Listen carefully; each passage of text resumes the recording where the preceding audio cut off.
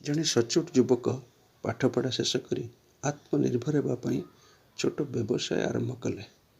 ପରେ ବିବାହ ଓ ଏକ କନ୍ୟା ସନ୍ତାନଙ୍କର ପିତା ହୋଇ ସୁଖରେ ସଂସାର ଚଳାଉଥାନ୍ତି।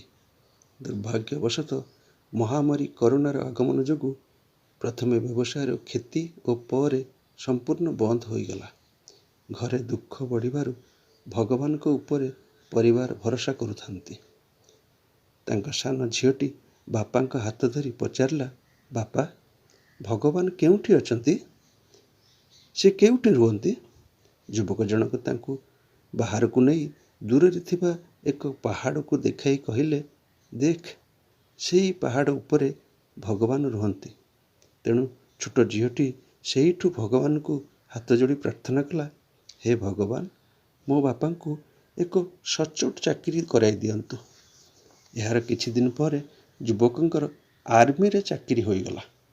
ଘରେ ପୁଣି ସୁଖ ଫେରିଲା।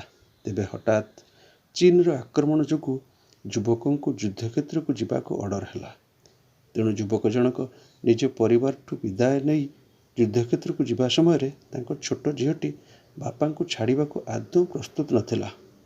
ତେବେ ବାଧ୍ୟ ହୋଇ ଯିବା ସମୟରେ ଛୋଟ ଝିଅଟି ତାଙ୍କ ହାତରେ ଏକ ଚିଠି ଧରାଇ ଦେଇ କହିଲା, ବାପା, ଏ ଚିଠିଟି ସେହି ପାହାଡ଼ ଉପରେ ଥିବା ଭଗବାନଙ୍କୁ ଗଲାବେଳେ ଦେଇ ଯିବ।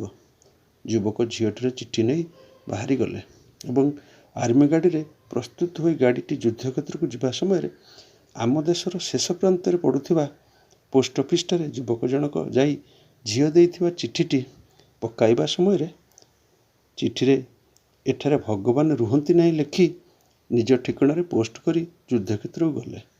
ସେଠାରେ ଭୀଷଣ ଯୁଦ୍ଧ ଓ ସେ ଟ୍ରୁପ୍ରେ ପ୍ରାୟ ସମସ୍ତ ଯବାନ ଶହୀଦ ହୋଇଯିବାର ଖବର ଆସୁଥାଏ। ତେଣୁ ଯୁବକଙ୍କ ଘରେ ମଧ୍ୟ ଶୋକର ଛାୟା ଖେଳି ଯାଇଥାଏ। ମାତ୍ର ଛୋଟ ଝିଅଟି ଆଦୌ ବିଚଳିତ ହେଉନଥାଏ।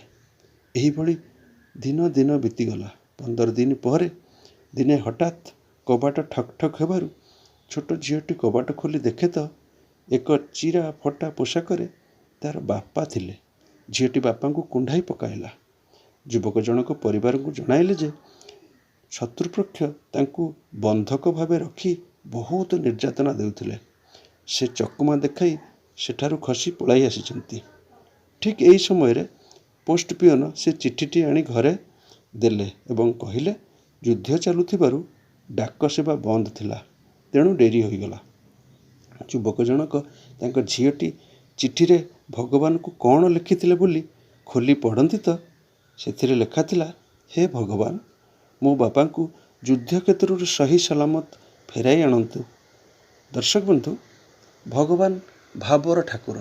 ସେ ସ୍ୱଚ୍ଛ ଓ ନିର୍ମଳ ହୃଦୟରେ ଯାହା ତାଙ୍କୁ ପ୍ରାର୍ଥନା କରାଯାଏ ସେ ଅବିଳମ୍ବେ ପୂରଣ କରନ୍ତି।